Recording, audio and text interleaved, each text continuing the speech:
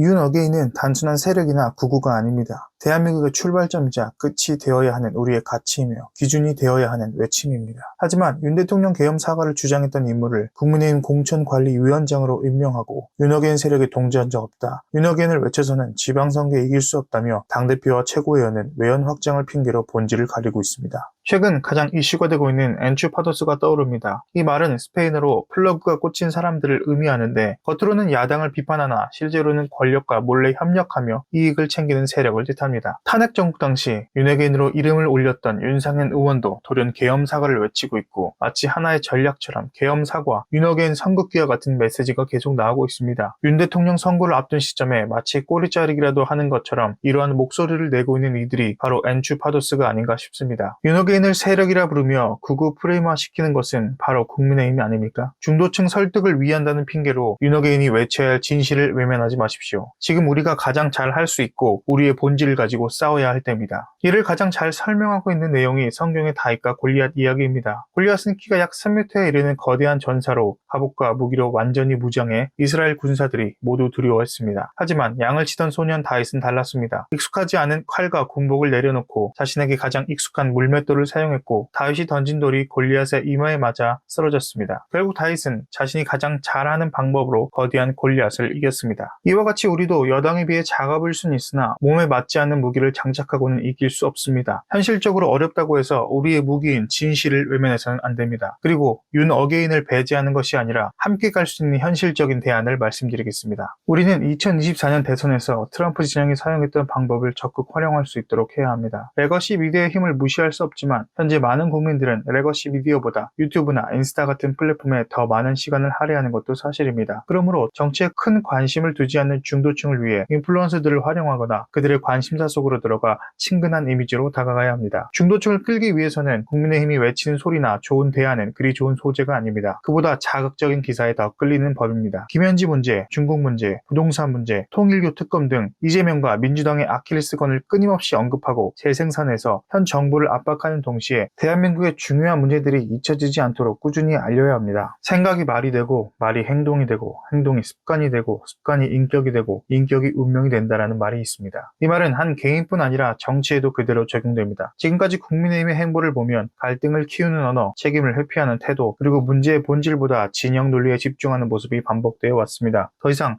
엔추파더스와 같은 행보를 하지 말고 윤어겐을 중심으로 더욱 당당하게 나가주시기 바랍니다.